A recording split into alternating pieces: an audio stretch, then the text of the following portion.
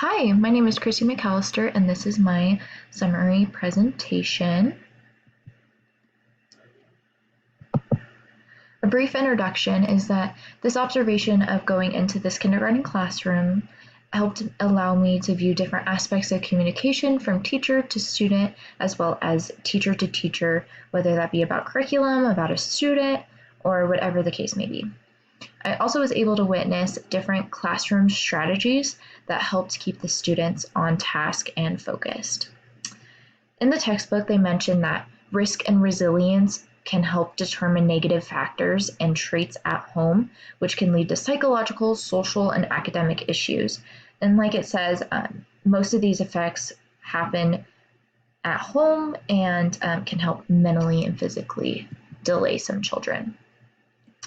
The school observation that I was able to go to took place at Star Elementary. Miss Pam, I'm using a pseudonym, was my teacher that I was able to observe. She owned a preschool for 5 years, and ever since then, she has been teaching elementary from kindergarten to third grade for the past 7 years. Star Elementary has grades from preschool all the way to fifth grade, and most of the students are predominantly white. During the classroom observations, I was able to observe the students in the classroom and the teaching for over 12 hours throughout this semester. At the very beginning, each student was very timid and unfamiliar with both the classroom settings, trusting the teacher, trusting the students. They were very adamant about me being in the classroom, and they began to form cliques and would only strictly talk to certain students, whether that be in their clique or their group. And they weren't very vocal, and when they were asked questions, they were worried to get the answer wrong, so they didn't really stick up for themselves and they didn't provide any answers. But towards the end of the observation, I began to notice that at recess, all the students began to work together and play with me on the playground, and they would try and beat me on certain games, which was pretty fun. So they began to work together as a team and not be so cliquey. And they began to become very proficient in reading, and they formed intelligent observations from each and every aspect of their work, and they would be very excited to show me that they were able to color inside the lines, or they were able to write a 3 perfectly, or whatever the case may be. And they also were able to form very genuine answers, and they were very confident in themselves, even if it was wrong. One student in particular would get so excited to answer a question, even if it was wrong. He would jump up and was so excited, and it was super cute. Some of the classroom strategies that Ms. Pam had throughout her classroom were flexible seating, like you can see in the picture to the right. She actually had most of these throughout her classroom, which was kind of cool, and each kid felt super special if they were able to sit in those seats, and it helped keep them on task so that they were able to sit in them.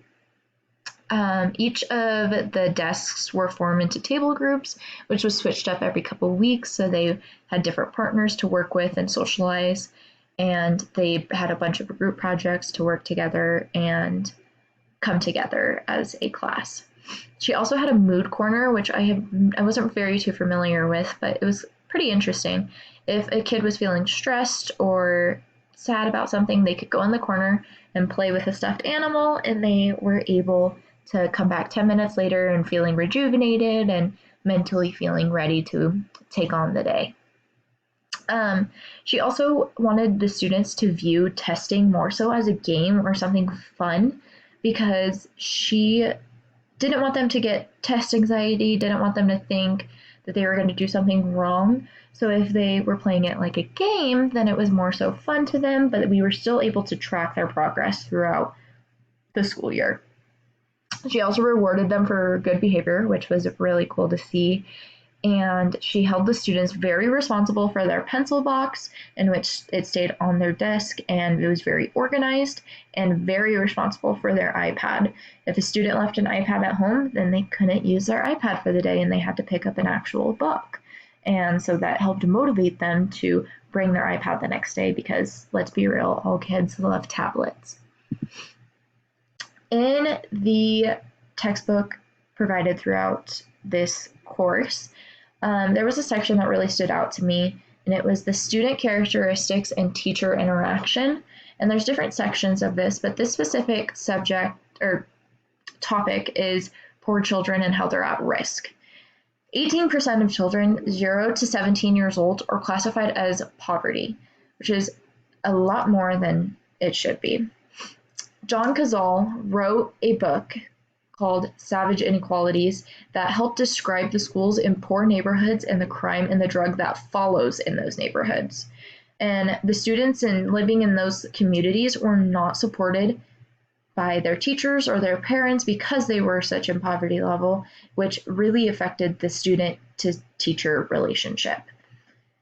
Being in this stigma, teachers need to help motivate these students to achieve and face whatever may come at their way, whether that be life at home, whether that be school, whether that be something that happened that they just need to get off their chest, whatever that may be. Us as teachers, we need to be there to help provide that help for them. I listed some of the challenges that are faced with poverty. So both parents are overworking, trying to make money for their family. They had reliance on childcare, so they were not getting the proper attention and weren't being provided as much by their parents, but they were more so relying on the people on childcare. They had inadequate health care, malnutrition, the lack of adequate housing, and very unsafe communities and living conditions. Another aspect of this topic of the student characteristics and teacher interactions were families, substance abuse, and children. Teacher and student relationships also could be affected by the exposure to substance abuse of guardians. According to the National Center of Substance Abuse, addicted parents' primary relation is with drugs or alcohol, not with their own personal children. They are more so focused on buying the drugs and the alcohol, finding ways to come up with that money, finding ways to obtain that substance, and they're not focusing more so on their children. They're just focusing strictly on the substance in which they are abusing, which is very toxic to themselves as well as their children.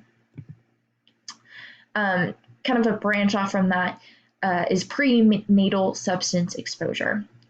When children are exposed to different substances, including crack cocaine, heroin, marijuana, tranquilizers, alcohol, anything along those lines, it can be effective because it can provide a low birth weight for them, sleeping and eating disorders, increased irritability, psychological and behavioral problems. And in the textbook, it actually provided us with a experiment. And Burgeon and McConnell investigated the characteristics of 41 low-income mothers who abused different substances and their babies. They also brought on an additional 41 babies that matched the characteristics of that child, so the weight, the height, and the gender. And these children were not exposed to substance. At the end of the study, they ultimately concluded that loving and sensitive care can offset some problems prenatally exposed babies usually experience. So that was kind of an interesting investigation that I was able to see throughout the textbook. Another branch from that is family alcohol abuse. According to the American Academy of Child and Adolescent Psychiatry, 1 in 5 adult Americans have lived with an alcoholic while growing up. Alcohol consumption while pregnant can lead to abnormalities in the developing fetus. So this is because they're not getting the proper nutrients to the fetus. And as you know, you got to eat a lot when you're pregnant. You got to make sure you're giving the right nutrients so that your baby can grow and have a healthy weight when it comes out, have all its organs working.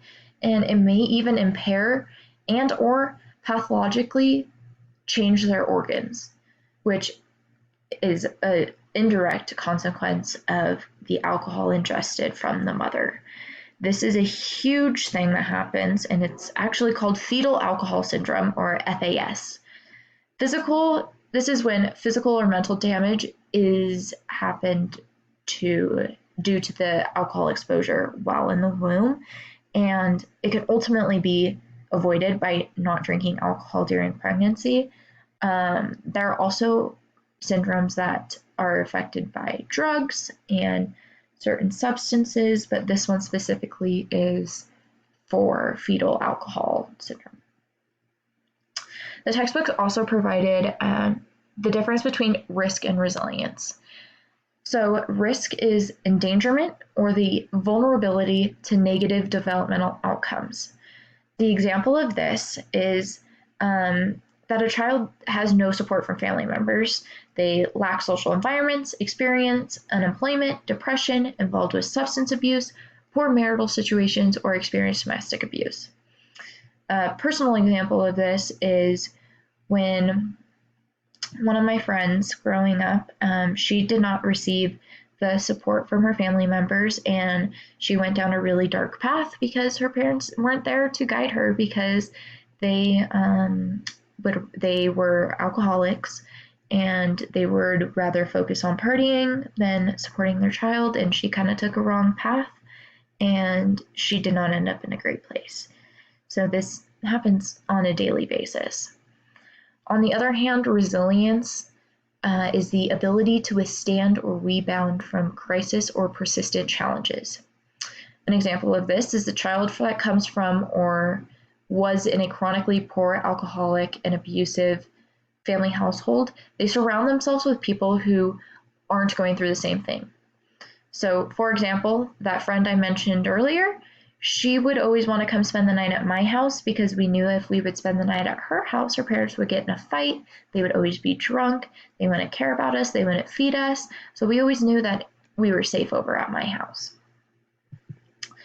I actually was able to witness this firsthand while I was observing at Star Elementary. I'm going to use a pseudo name. Her name's going to be Sally. And we noticed that she would sleep in class and had very little energy, and she would always complain about being hungry and would cry after school and complain that she had no food at home. So after we spoke with the parents of Sally, we were able to figure out that her whole family was losing their house and they couldn't afford to feed their children. So we were able to talk with the district and the principal, and we provided her a well-balanced breakfast every morning. And throughout the day, we would provide her with snacks to keep her well fed. And after we did this, she became so fun. She was so friendly and so full of energy, and she would crack some jokes to me and laugh. And it was really kind of cool to see a student being well fed, and when she can't receive that at home. A pedagogy is the art and the science or profession of teaching. And some examples of Miss Pam's was that she would change her voice, which was kind of interesting. They had a student who they believe is autistic, and he needed constant assurance that he was doing everything well. So she would always go up to him and she would be like, "Wow, you're doing so good. You're coloring so beautifully." And she would change her voice so that he knew that he was getting that reassurance. She also did something called the I do, we do, you do method, which I thought was really cool. And she would perform a task, they would do it as a class, and then she would send them on their own or to their table groups, and they would do that task that she showed them initially, which was kind of cool. She also provided rewards for the students. My favorite one, and I'm pretty sure all the students' favorite one, was the Mr. Potato Head. And at the end of each day, if they were good, they would get a different piece of Mr. Potato Head, whether that be the hat, whether the nose, the shoes. And each day they were so excited to see at the end of the day if they were able to get Mr. Potato Head all dressed. I mentioned this kind of earlier, but her classroom setup was so nice, and the desks were grouped together so they could provide social stacks between students. They were provided with cool seatings to help them stay focused. And it was just a really nice setup, and I thought it worked very efficiently. She also taught me and would constantly scan the classroom, which was really cool to me because she just was constantly overviewing the class. She also would provide transition between each task, like if you're wearing a blue shirt, put your homework in your backpack, which was kind of cool so the students can stay involved. And that is it. Thank you for listening to my observation.